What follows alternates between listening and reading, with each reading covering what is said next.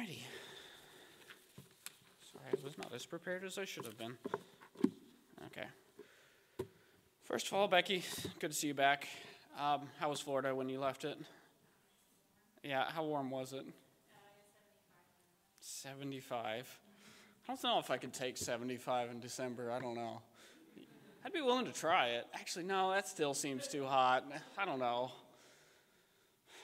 Every time I go to Florida, it's like hot and rainy every day there. And we have been watching I love NASA. I think it's fascinating and the history of it. We started watching a little bit of the story of the Apollo, the first, well, technically it would have been the Mercury program, which was the first American manned space flight, which then led into the Apollo program, which is when we landed on the moon.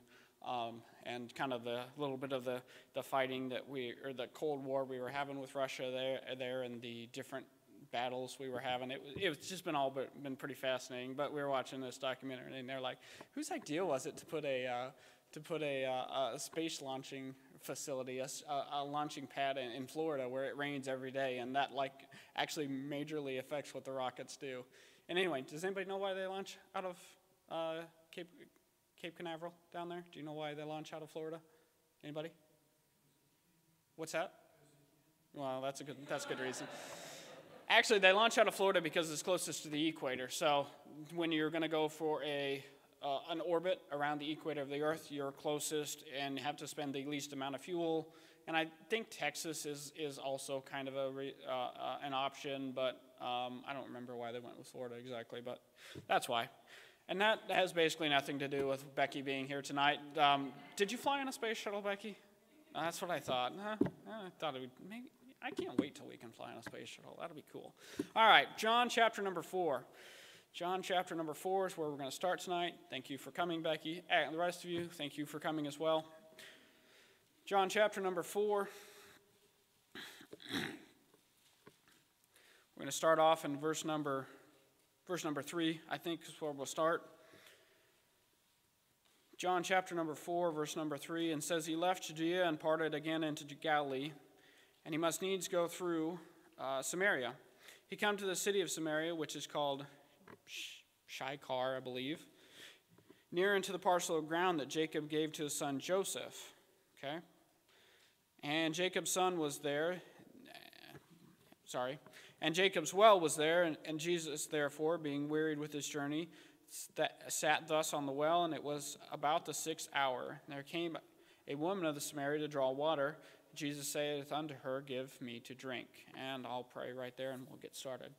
Dear Heavenly Father, I thank you for this opportunity you've given us to come to church tonight. God, I pray that you'd be with Pastor as he's not feeling, his back's not doing the best.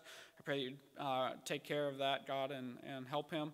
And I thank you for letting me be able to speak tonight. I pray that you'd use me to be a blessing to God's people, God, here tonight, and that I wouldn't say anything I'm not supposed to, and I'd say all the things I am supposed to. God, I pray that you'd just help all of us as we go throughout the rest of our week, God. I pray that we'd be able to apply some principles of what I'm about to talk about to our lives, God. Thanks for all you do for us. In Jesus' name, amen.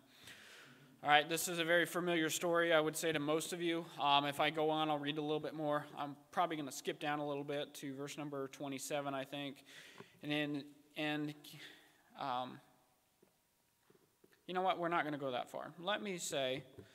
Let's go down to verse number 17 first. Or verse number, you know what? This is why you're not supposed to shoot from the hip, because this is what ends up happening to you. Not that I am, but I kind of changed my mind at the last minute. All right, so verse number 14 says, but whosoever drinketh the water I shall give unto him shall never thirst, but of the water that I give him shall be in him a well of water springing up into everlasting life. And the woman saith unto him, Sir, give me this water, that I thirst not, neither come hither to draw. All right, so this is the story of Jesus talking to the woman of the well. First of all, you'll see in this story that the first thing that's happened is Jesus decides he's going to go through Samaria. So he's going to leave Galilee and go out to Samaria. Now, let's rephrase that. I've asked you guys enough questions tonight. So we have the Samaritans, which were somewhat of somewhat of a, won't say enemies, but they do not get along with the Jewish people. We'll put it like that. There's reasons, and you can go in and read it, but I'll leave that for your study later on. Just know that, at least for right now, that the Samaritans and the Jewish people don't get along very well. So Jesus goes there, and he says he needs to go there. Well, why does he need to go there? Well, so we can have this story to talk about, and so that he can do work over there. So you'll see here that he's talking about living water, and he goes into here, and that is he asks her for a drink, and she draws him water for him, and but first he says. Then saith the woman of the Samaria unto him, How is thou, being a Jew, askest drink of me? And this is verse number 9, which am a woman of Samaria, for the Jews have no dealing with the Samaritans. All right, that's what I talked about. And then we go on that he starts talking to her about living water, and at first she doesn't understand what he's talking about. He's speaking somewhat in metaphors right here. So he's like, man, if I never had to drink water again, that'd be pretty cool. I wouldn't have to come here to draw, and I'd never have to drink again. It'd be pretty neat, never have to drink. If I didn't drink so much Mountain Dew, we wouldn't. Some days, it's so expensive too, and I need to stop. Anyway. All right, moving on. So we're drinking of water, not Mountain Dew. It'd be good if I didn't drink Mountain Dew anymore. All right, So whosoever drinketh the water I shall give him shall never thirst, but the water I shall give him shall be in a well of water springing up into everlasting life. Well, we're talking about not only water, we're talking about water that's going to give everlasting life. So the only water that gives everlasting life is that living water that he's referring to, and that would be salvation through Jesus Christ. And that's what he's talking about. That's what he's explaining to her. And it's a good parable, but I am going to move on back down to number 27. It says, And upon this came his disciples and marveled that he talked with the woman, and yet no man said, What seekest thou, or why talkest with her? And the woman then left her water pot and went unto the city, and saith unto the men, Come see a man which told me all the things I ever did. Is this not the Christ? That's pretty good for what is this? Basically, the story starts probably in verse number 6, and by verse number which one am I at here?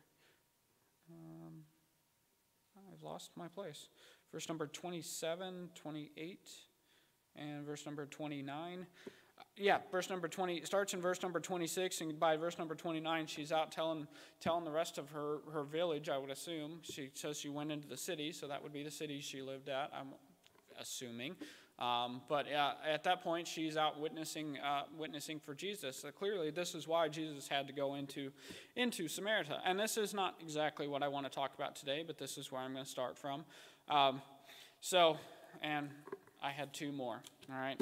And if you don't like my jokes, you can talk to my brother and sister-in-law about that one. So it's not my fault. I'm just reading what I wrote down here after I asked them for a joke. So it says, why do elephants paint their toes red? What's that? They can hide in the cherry. Oh, I thought they were. Well, Cherry told me they were hiding in the strawberry patch. But I guess they could hide in the cherry tree too. That'd be equally impressive. And you ask yourself, how is an elephant going to hide in the cherry tree? Does anybody know the answer? Anyone know why they're going to hide in a cherry tree or a strawberry patch? Yeah, you've never seen one in a cherry tree or strawberry patch, so apparently their camouflage is working pretty good. All right, did you hear about the invention of the shovel? No one heard about the invention of the shovel? It was groundbreaking. Yeah, that's what I thought. It was pretty good. That's great. I get such a kick out of dad jokes. They're funny. All right, so Pastor sent me a message this afternoon, and was asking me if I would be prepared to preach tonight. He said he wasn't feeling well, and so I was sitting at home. I was thinking a little bit, and there I was kind of thinking away on what I would talk about, and at the time I was telling I was telling somebody, I don't remember who I told this, but I told somebody how we I think it was Brother Andrew. I asked him if he had a good nap this afternoon. He said he did, and I'm like, yeah, I did too. I said, we slept in shifts. So Annalyn got first shift, and Annalyn was asleep by the time we got from halfway home. And I only lived 10 minutes from the house, so we put her in the car, and she had a bite of something that she was eating for a second, and she was asleep from that point until she got home. My wife will pick her up, and I took her picture too, because we got our pictures taken this afternoon, and I put on the caption of there, she's back there all zonked out, and it was precious. But I put the caption on there, it was getting her pictures taken is hard work. She was asleep within like seconds. It's perfect. I wish I could go to sleep. Actually, usually I can. I'm not going to complain about that. I can usually go to sleep pretty quickly, but man, she really, anything that's going on, she pretty well takes the cake when she's done. And she will only sleep in her car seat, really. She only really sleeps very well in her car seat and in her bed, but she goes to sleep really quick. Anyway, I was to say, Annalyn had first shift nap, and during that first shift nap, we had lunch, and then I had second shift nap, and my wife had third shift nap, which means that Annalyn was awake by second shift and ready to play and do stuff. So I was falling asleep, and then my wife got the third shift nap. So I was deciding on what I was going to talk about tonight, and she was sitting there, and she started crying about something, and I was not paying attention to her. I was trying not to, because I was trying to focus on what I was doing. And she was over there, she was crying about something, and I swear, this little girl had real tears. And it was like, honey, your life is not that bad. It's not that bad that you need real tears right now. But she had them. She was having a stressful moment, and it was rather pathetic. And she is the queen of being pathetic. She is very good at being pathetic when she needs to be. Anyway, so we were. Many of you, their parents know when the baby's crying, that probably means that something needs to happen. Now, you don't know what it is, but you know something's supposed to be happening right now. And whatever needs to happen, you got to somehow, divine it out of the air what it is that she's supposed to do. You can try to guess, and, my wife's much better at it than I am. I try to figure out what's wrong with her, but most of the time I'm not very good at it and don't figure it out, and I just kind of ignore it until it goes away. So, and case in point, she was crying, and I had tried to figure out what was wrong with her, and as soon as my wife woke up, she handed her a banana, and then we were just peachy. Either that or she wanted mom, which I'm going to say that she wanted mom, and not that she was hungry the entire time. Not that we didn't give her food for lunch, but apparently the banana was what we needed, so. Anyway, all that is to say that, you parents, when there's a problem, you got to try to figure out what it is, and, I actually am I won't say I'm very mechanically inclined, but I'm fairly mechanically inclined. I do stuff for a living. I'm used to fixing things. So I try to fix the baby, and it never quite works the same. I couldn't find any screws to tighten. I couldn't find any electrical connections to test to make sure they were hooked up right. And maybe that's my problem. Lack of proper diagnostic tools is my issue, or something like that. Anyway, so, but she's a baby. She cries a lot. And it's very easy when and even, whatever's going on, I'm used to fixing things, so I get, you have procedures you go through when you want to fix your problems. Most of the time I work on pressure washers, or I'm diagnosing different electrical systems. It helps that I built most of them, so that's kind of where I get most of my knowledge from. So it's very easy to, you get used to trying to fix things, and when I try to fix the baby at least, it doesn't always go as planned. Now, I know the rest of my family over here is pretty good at it. Me, not so much. But the rest of the ladies in my family, they can all fix the problem much quicker than I can. But, usually I can do it, and I struggle through it as best I can. But sometimes there is just no fixing it. There's nothing you can do, and she's just going to be upset. And so once you come to that point, it's really frustrating. Especially, like I said, I was trying to focus on what I was going to talk about tonight, trying to get my thoughts pinned down and arranged in the way I wanted. And it's very easy to get frustrated with it because you can't fix it. There's a problem, you've identified the problem, and you're trying to fix it, and nothing works to fix it. And it's easy to be frustrated with her, and it's easy to get short with her, and all those things. I know I shouldn't do it, but I'm still working on that. So this message is as much for me as it is for the rest of you.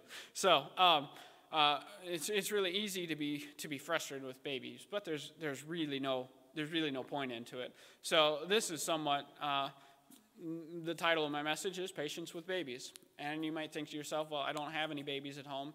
I'm not specifically just talking about the babies that you know that are in your families. I'm talking about the spiritual babies somewhat that you work with. Because, if you're here on a Sunday night, that is, a Sunday night, I'm going to guess you're somewhat more of a mature Christian. Because, baby Christians, or just baby non-saved people, for the most part, don't come to church on Sunday night. So I'm going to guess you have some of these experiences with the babies who are spiritually immature in your, I'm going to guess you have some experience with the spiritually immature. So when I say babies, I mean somewhat the spiritually immature.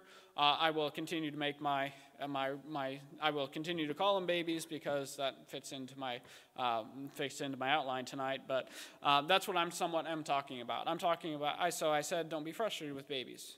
And then I said, because they don't know any better. Annalyn doesn't know how to tell me that what we really need is a banana right now. Now, sometimes she is getting to the point where she can talk and tell me what's going on. But mostly what she says, actually, she can speak some sign language. She knows this is more and this is please. So if she's doing one of those things, you have a pretty good idea that she's probably, if she's saying more, she probably either wants more to drink or more food. And if she's saying please, she wants your phone. She loves phones. She likes buttons. So like the piano over here, she likes that. She likes to come spend time with Mimi and play the piano. And she likes phones because there's endless buttons on a phone. So anything we can make things happen with, we like. But she doesn't know how to ask for that stuff. She doesn't know how to say, Dad, would you get me a glass of water? Dad, would you change my diaper? Dad, would you just hold me because I'm being pathetic? She doesn't know how to say those things, and it's you know that that's there, and you just kind of have to deal with it. My wife is much more patient than I am with her, but once again, this is why we're having this message tonight, because I know I'm not perfect about this stuff, and I need it as much as I'm hopeful that someone else in the audience will need it as well. So I said, don't be frustrated with babies because they don't know any better. I said, don't be frustrated with babies because they'll be used by God someday. So these babies that are around you, the babies that happen to ride our bus, that come to church, and do things over here during the service, you never know. As much of a hassle as like Diego can be, that there's always an opportunity that God would use him. And I would hate to be the person that says, you know what, you're never going to grow as a Christian past the point you're at because of something that I said or did, and I never want to be there. And if you guys, and I'm not talking about any of them in particular, but if you saw some of the home life, you'd look at them in somewhat of a different aspect because you'd be shocked at what some of the kids have to deal with. And the fact that they come to church at all is a blessing. It's a good thing. And thank you to all the bus workers who go and pick them up because, they need Jesus. They need somebody to care about them. They need someone in there who's going to take them from being that baby into being a more mature Christian. So I also said, I put down, don't be frustrated by babies because they don't know any better, because they will be used by God some days. We're all babies sometimes was my next reason. You will never reach a point in your life, I would not guess, that there are not going to be days when you're going to struggle more than others. You should have some sympathy for someone that is acting like a baby or is a baby a little bit, a spiritual baby, because at some point in your life, you might want somebody to have a little bit of sympathy and a little bit of patience with you when you're not doing as well as you should be. You never want to get to that point to where you don't want to shut people off like that because you might have some of the same struggles at some point in time. So I said, don't be frustrated with babies because they don't know any better, because they will be used by God someday, because we're all babies sometimes. And because by the grace of God, we grew up. So we all started off as babies. You did not all come out as fully spiritually mature people. You've all have grown up from being the somewhat less mature when you were a little kid, and I know a lot of you have been in church a long time. Some of you have not, but you've all have grown at some point in your life. You decided you needed to grow up and to not be a spiritual baby.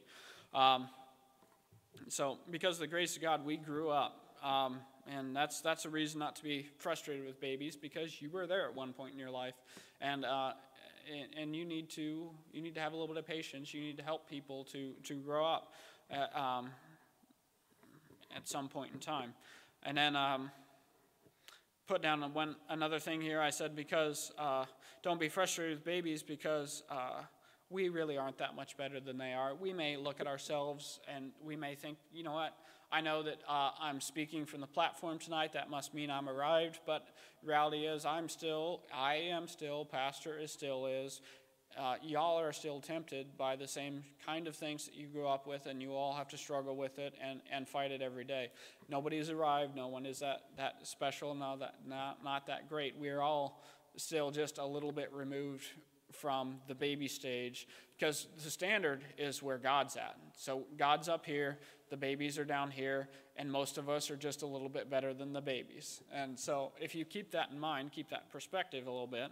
And one other, I was thinking today, I was reminded of a song a little bit, and it says, and it goes, he's still working on me to make me into the man I ought to be. And then I don't remember the rest of the words of the song, but he's still working on me.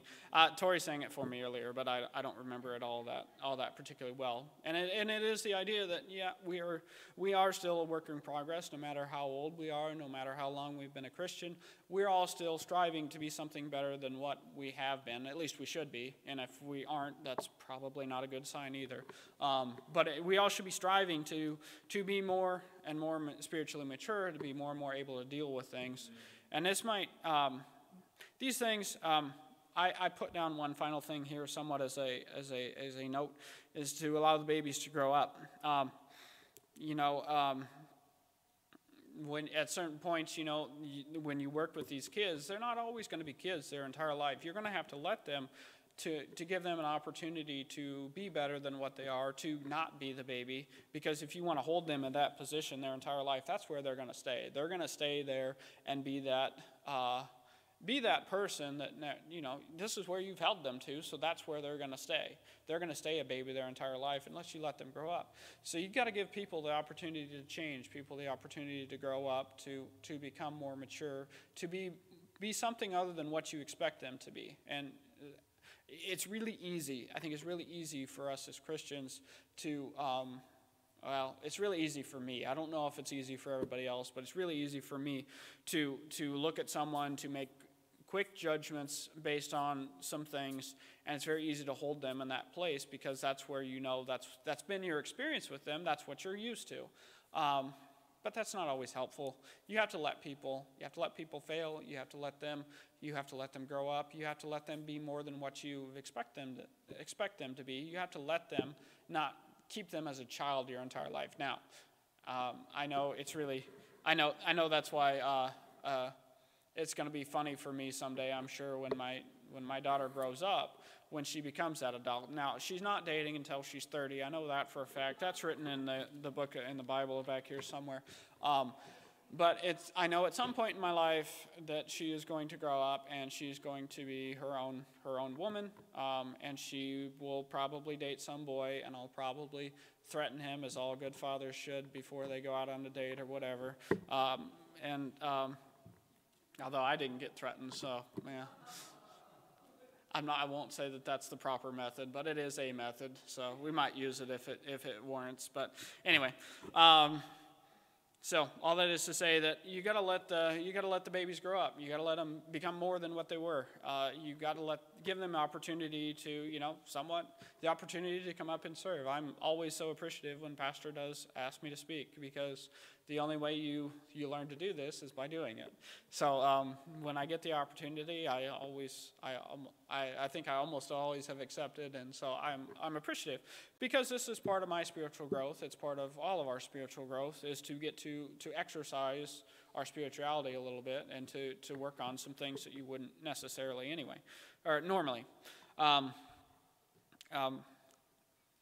So this is my thought is, don't be frustrated with babies because they don't know any better, because they will be used by God someday, because we're all babies sometimes, because by the grace of God we grew up, and because we aren't much better than they are, and we got to allow the babies to grow up. In conclusion, I guess this kind of to wrap things up and to tie them together. In this story, you had a woman. And I think I thought it was kind of funny when I was reading this. As soon as the disciples came in, it says that they did not ask. Yet no man said, "What seekest thou?" In verse number 27, it says, "And he came upon his disciples and marveled that he talked with the woman. And yet no man said, "What seekest thou?" nor "Why talkest thou with her?" Now, obviously, the Bible says in here that she doesn't have a husband, and it's like, yeah, it's well spoken that you don't have a husband. You've had 5, and the one you have right now is not your husband. So at least she didn't lie to Jesus Christ. But she was honest. She was honest. Maybe she didn't. She was somewhat deceptive, but she was honest in what she said. And I don't know if it was obvious that was the kind of person she was, or if it was just the fact that she was Samaritan. But when the disciples came up, they did not ask it, but clearly they thought it. They clearly thought that, why is he talking to her? Now, they didn't ask it because they don't know God's motivation. They did not hold her to that place where she was a baby. They allowed her to grow up and to start taking the first steps to becoming more of a Christian. But rather than being frustrated with this woman for her lifestyle and whatever, the Lord said, "You know what? I'm going to let you do something. I'm going to use you. I'm going to take this opportunity I've got here with you to let you be an influence to your village." And that's something right there. The highest thing we can, I think, ascribe to is to be used of God. And the fact that he met some woman who, was not a good woman. The Bible says that she was not married to the one she was with, and she'd had 5 before that. So that's it's not perfect for sure. Not to say that she can't use them, because obviously she was. But rather than holding her to that place, the Lord said, "You know what? I'm going to give you an opportunity to grow up, to be spiritually mature, to be more than what you were, and I'm going to let you do that." And she goes through it, and she does it, because Jesus Christ is somewhat the master soul winner. If you read the Bible, he just gets from whatever they'll ask him a question, and he'll just answer them with a completely different one that he was than what they asked. He'll just put out something completely different that gets right to the meat of the matter, and that's what he does here. And it's impressive. It's none of us can be the kind of soul winner that Jesus Christ was, but we could all aspire to somewhat of the things that he has done. And all that is to say that when we go throughout our lives, when we deal with people that are not as mature as we are, we're going to be far better off to have patience with them, to allow them to grow up, to allow them to be more than what they are, and to let them grow up, let them be used of God the same way that the Lord uses us, and that is going to be it for me tonight, I believe. I will. We're going to pray. We'll. If you'd all bow your head, close your eyes. Dear Heavenly Father, I thank you for this opportunity you've given us to come to church tonight. God, I pray that you'd be with the invitation to follow. God, I pray that you'd help us all to learn from a little bit from what we talked about tonight. God, I pray that you'd help us to be better Christians, to not hold people to the place where we think they should be at, God. And I just thank you for all you've done for us. And if heads bowed, eyes closed, if you'd all stand tonight, we'll have a short invitation. I'll ask Miss Whitworth to play a song here. If you guys have business with God, come deal with it.